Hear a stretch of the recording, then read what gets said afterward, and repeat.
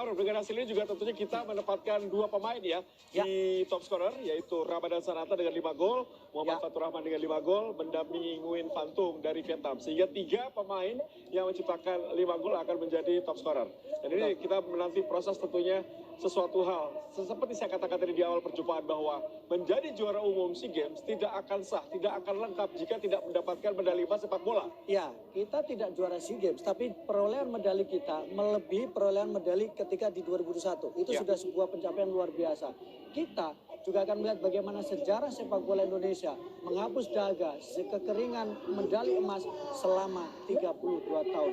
Jadi mari kita nikmati momen ini, mari kita lihat bagaimana sejarah itu yang tersaji di depan mata kita, karena belum tentu, meskipun kita berharap bahwa ini akan berulang setiap tahun, tapi kita ingin menikmati momen ini, momen bahagia, momen di depan mata, meskipun kita hanya melihat dari layar kaca. Ya, Bu Maruf, satu catatan tentunya Indonesia tidak terkalahkan sepanjang SEA Games 2020.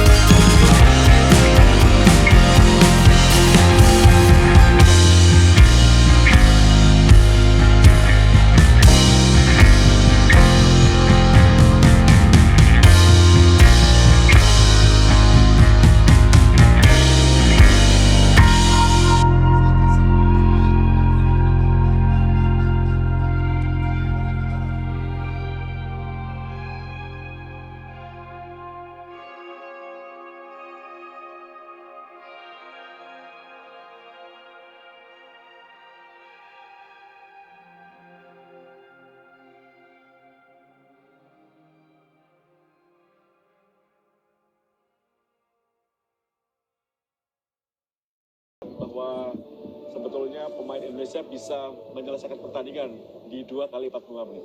Iya, sebenarnya saya tidak mau mengulang momen itu. Yang terjadilah, yang paling penting sekarang kita nikmatilah. Tapi itulah kadang Bung, bagaimana ketika dalam sebuah situasi pertandingan yang begitu ketat, memang ada momen-momen memang sedikit kesalahan akan menjadi salah satu catatan yang sangat penting.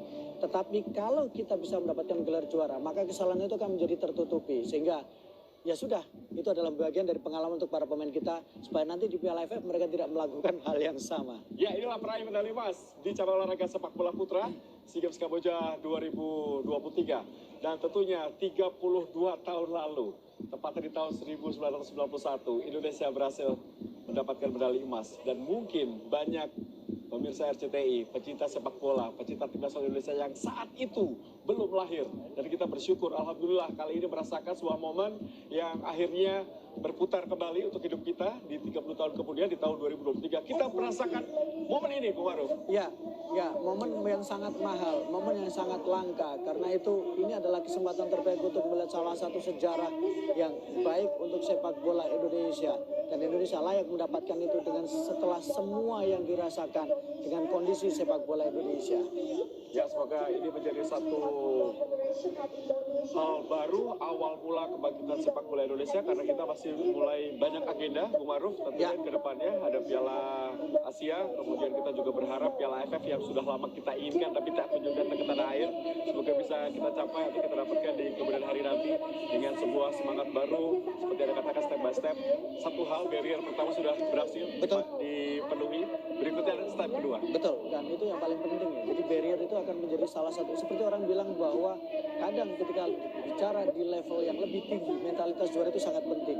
Dan ketika kita tidak pernah mendapatkan mentalitas itu, maka akan sangat sulit untuk bisa mendapatkan momen juara itu. Nah, sekarang ketika kita sudah mendapatkan mentalitas juara, kita sudah merasakan momentum juara, tentu akan ada peluang yang lebih besar lagi, dan harapan kita akan bisa selalu merasakan gelar juara. Ya, saya minta apresiasi untuk seluruh pemain dan pelatih ya. Tapi kalau boleh memilih dari kacamata Anda, pemain mana yang pantas dijadikan pemain yang paling stabil, paling konsisten sejak awal SEA Games hingga partai final ini? Pemain yang sekarang jalan di urutan pertama adalah pemain yang paling stabil, Rizky Ridho, pemain yang memang layak untuk menjadi leader, pemain yang syarat pengalaman bersama dengan timnas Indonesia, bersama dengan Persebaya Surabaya, dan layak dia mendapatkan kalungan medali emas pertama, dan dia sekarang menjadi leader, menjadi bagian dari sejarah untuk sepak bola Indonesia. Kita juga harus memberikan apresiasi kepada Marcelino, muda, pengalaman, dengan jam terbang, sekarang bermain untuk salah satu klub Eropa, sangat tenang berada di lapangan dan tidak mengecewakan, meskipun tadi beberapa kali agak membuang peluang. Ya, bermain di klub Dense di Liga Belgia, kemudian juga ada Arhan Pratama, pemain juga bermain di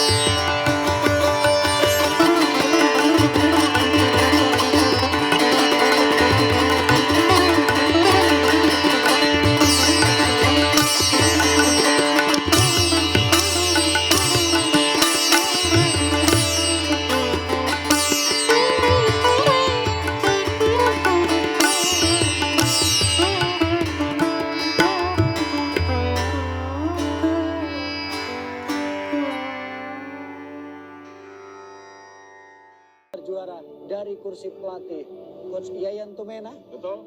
Kita lihat memang nih kinerja kerjasama ya dari para mantan Primavera. Yang ada di belakang Coach Indra Safri berhasil memberikan motivasi dan tentunya sebuah hal positif. Gelar ketiga bagi Coach Indra Safri setelah AFF U19 di tahun 2019 dan kali ini medali emas SEA Games Kamboja yang memang kita tunggu-tunggu dan akhirnya memang di awal SEA Games dilakukan Indonesia tidak diunggulkan. Justru kita lihat bagaimana grup B, grup yang sulit diprediksi.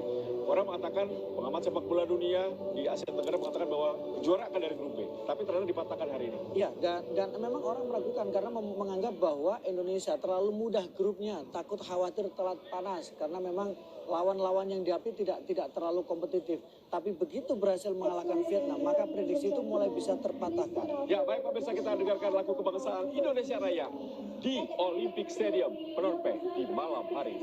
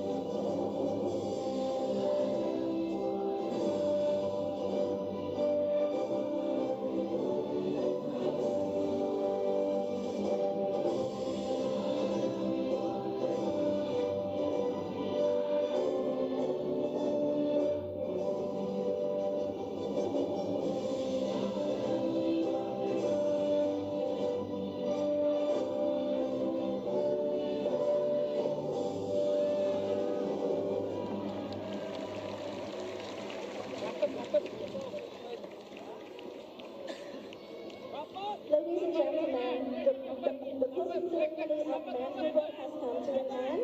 Thank you so much for attending from the beginning till the end. We wish you all the best and goodbye. Thank you so much.